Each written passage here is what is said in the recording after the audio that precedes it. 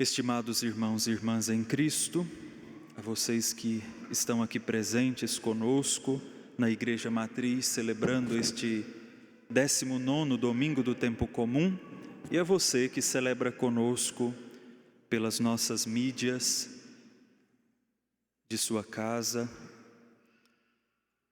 Hoje a liturgia, e especialmente o Evangelho, retoma aquele lugar em Cafarnaum.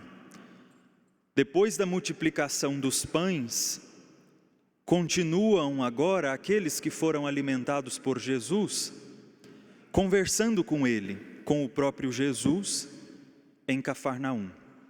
Esse diálogo começou no domingo passado e hoje o diálogo continua entre Jesus e aqueles que foram por ele alimentados.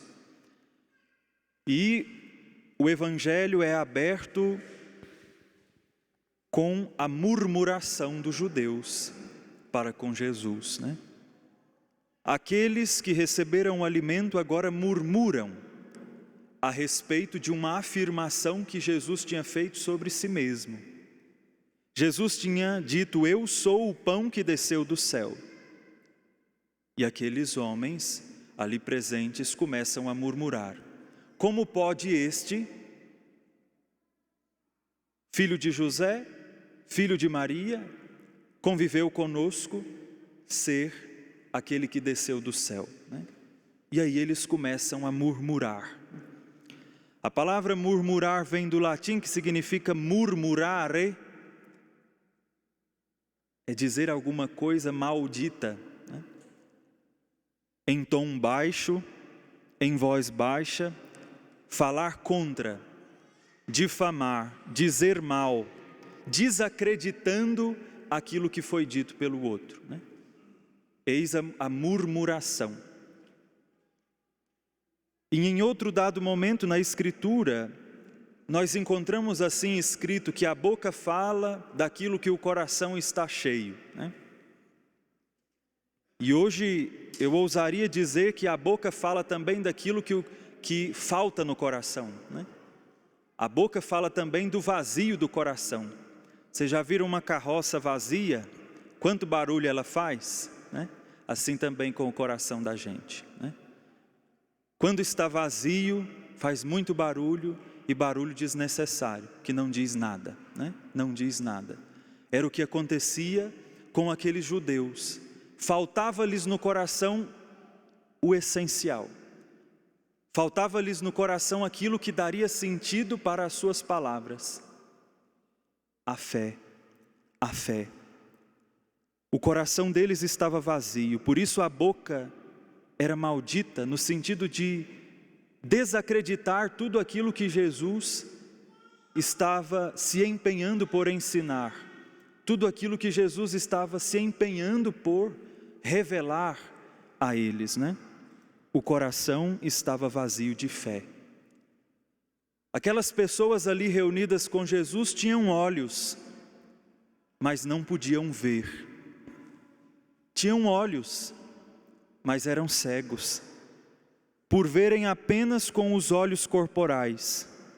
Jesus, um conhecido deles, como podia ser Deus? Olhavam para Jesus e viam nele um homem do cotidiano, um homem como os outros homens, né? E eram incapazes de ir além, ficavam ali, né? De fato, Jesus era homem como todos os demais, né? Mas era Deus, né? Homem e Deus. Quando olhamos para a Eucaristia, irmãos e irmãs, acontece conosco o mesmo. Nós vamos olhar e veremos pão nas mãos do sacerdote, os olhos carnais. Se cheirarmos, terá cheiro de pão. Se procurarmos o sabor, não será gosto de carne, mas gosto de pão. Como pode ser Jesus?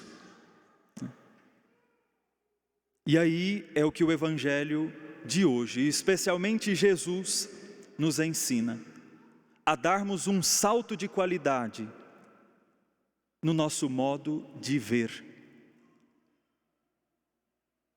Para ver, nos diz Jesus, precisamos ouvir e crer. Para ver, precisamos ouvir e crer. Só aquele que escutou o Pai, isto o próprio Jesus nos afirma no Evangelho, todo aquele que escutou o Pai e foi por Ele instruído, vem a mim. Todo aquele que escutou a palavra, significa acolheu-a em seu coração e deixou-se ser instruído pelo Espírito nela contido, passa a ver com os olhos da fé, passa a ver espiritualmente, passa a ver espiritualmente. Quem crê possui a vida eterna, que é Jesus, o pão vivo descido do céu. Quem comer deste pão viverá eternamente. Jesus vai nos ensinando o caminho para a eternidade, se nós percebermos a evolução dos verbos, como ele vai encarrilhando os verbos um atrás do outro. Primeiro ele diz, é preciso ouvir, porque quando você ouve a palavra de Deus, você se deixa ser instruído pelo Espírito de Deus. E ele te ensina a enxergar com os olhos espirituais. São Francisco, em um dado momento, nas suas admoestações, diz que quando nós comungamos, é o Espírito do Senhor que está em nós que recebe a comunhão. É este, que precisa já ter encontrado morada em nosso coração. A fé já precisa estar ali, enraizada. Se não cremos, não há sentido em procurarmos Jesus, porque o veremos como qualquer um a mais. E é por isso que a igreja jamais ministra sacramento algum para aqueles que não têm batismo, porque o batismo é a porta de entrada à fé. Não tem sentido qualquer outro sacramento, qualquer outra ação de Jesus, se eu não compreendo que Ele é Deus agindo em minha vida. Realmente, verdadeiramente. E o batismo é essa adesão. Eu creio que é Jesus. Eu creio que é Jesus. O aceito em minha vida, o escuto e por isso estarei disposto a percorrer um caminho com Ele. O caminho para a eternidade vai se dando. Ouvir para crer. E depois o comer. Ouvir, crer e comer. 3 verbos colocados no mesmo nível, que vão nos conduzindo para o viver. Ouvir, crer, comer para viver eternamente. É o caminho da eternidade. O comer significa unir-se totalmente, fazer-se um com o próprio Deus, fazer-se um com o Senhor. E assim abrem-se em nós os olhos espirituais, a fé. Precisamos dos olhos espirituais para dar um salto a mais, na vida cristã, na vida sacramental. Os olhos espirituais. Aquele mesmo Espírito, irmãos e irmãs, que é contido nas palavras pronunciadas no momento da consagração do pão e do vinho, é a força do Espírito contido nas palavras de Jesus, que serão repetidas novamente daqui a pouco. Aquele Espírito é que consagra o pão em carne e o vinho em sangue. E é esse mesmo Espírito também que consagra o nosso coração para se tornar altar. O Espírito não age só como se fosse pouca coisa, Não age apenas no pão e no vinho, mas age também na assembleia. Por isso que vocês, prestando atenção na oração eucarística, vocês vão perceber que logo após o Espírito ser invocado sobre as espécies, é invocado sobre o povo, né? Para que ele possa também aguçar o sentido espiritual daqueles, para que possam receber não só um elemento material, não receber só pão, mas receber verdadeiramente o efeito do sacramento, né? É o que Santo Agostinho chamaria de a virtude do sacramento, toda a força e o efeito contido, mas para isso é necessário, né, o Espírito Santo ter operado em nosso coração, ter trabalhado, ter aberto os olhos espirituais, né? Somente com esses olhos se é possível ver e compreender a virtude dos sacramentos. Assim, atravessaremos o pão, né, e enxergaremos o corpo do Senhor, né? Assim, atravessaremos a água e enxergaremos ali o sangue de Cristo que cai do seu peito aberto na cruz e nos lava. Assim, atravessaremos o óleo com o qual somos ungidos no dia de nossa crisma, com o qual os sacerdotes, diáconos, bispos são ungidos para servir o povo. Atravessaremos o óleo e veremos ali a unção do Espírito Santo.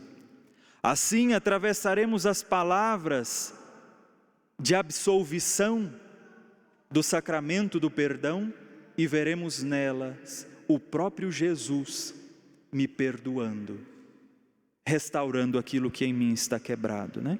Assim, atravessaremos a pessoa do sacerdote, homem miserável, e veremos ali Jesus agindo e servindo e lavando os pés da comunidade, né?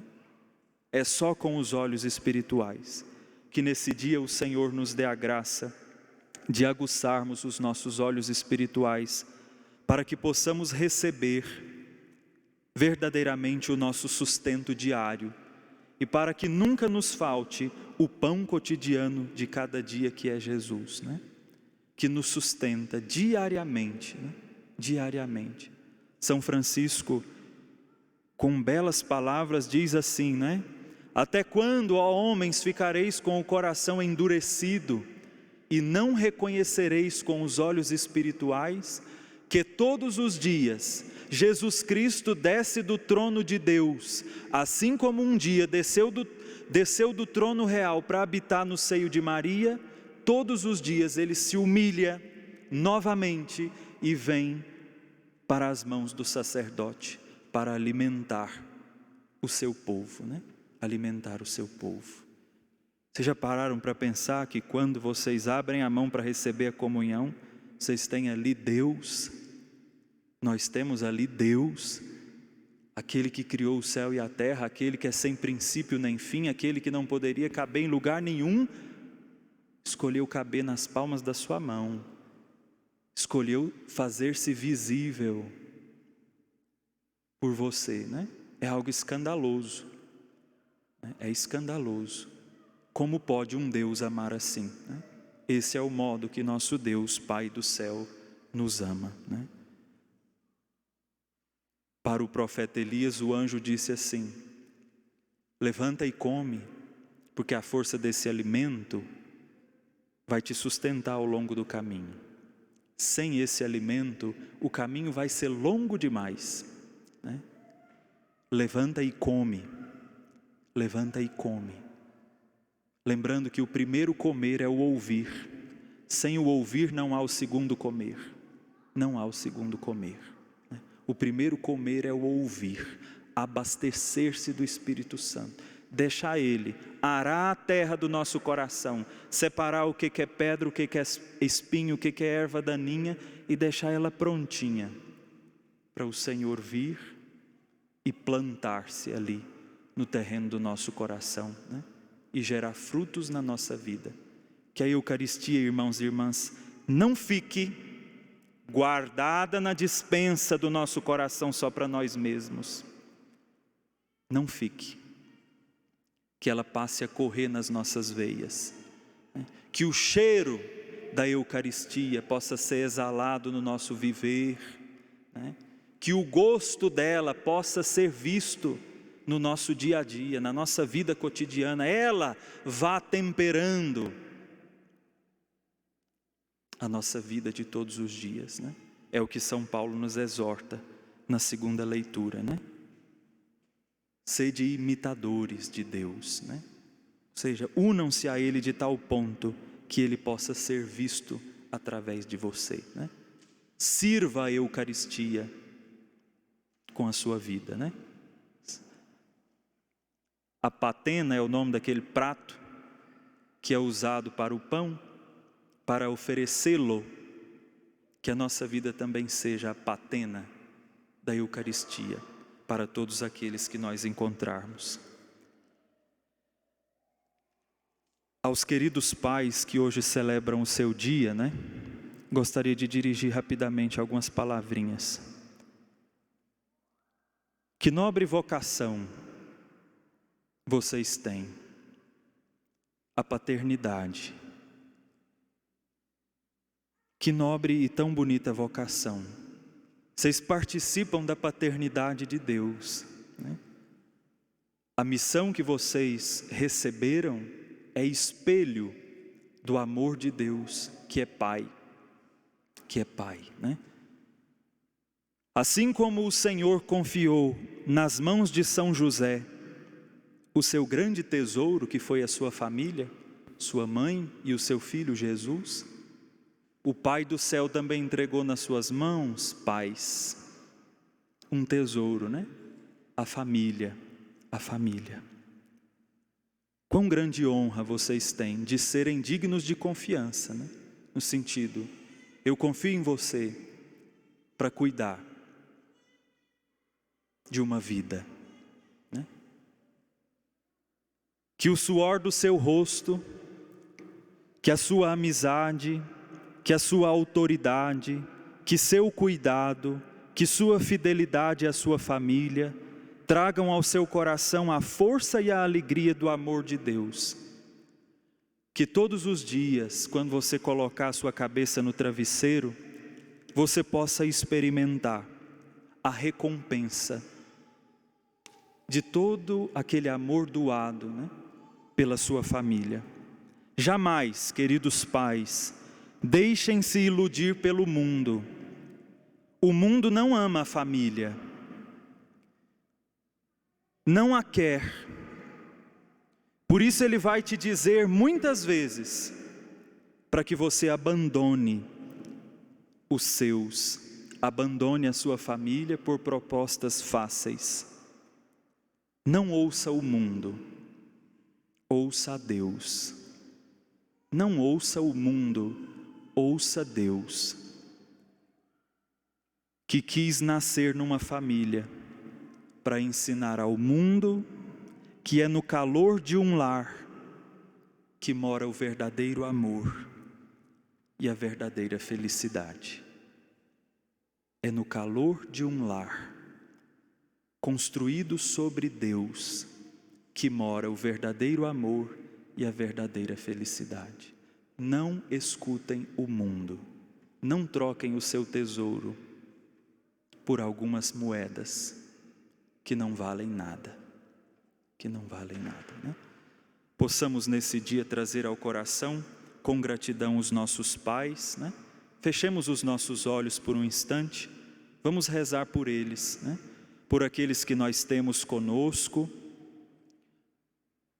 por aqueles que estão enfermos, por aqueles que partiram e já descansam nos braços do Pai do céu.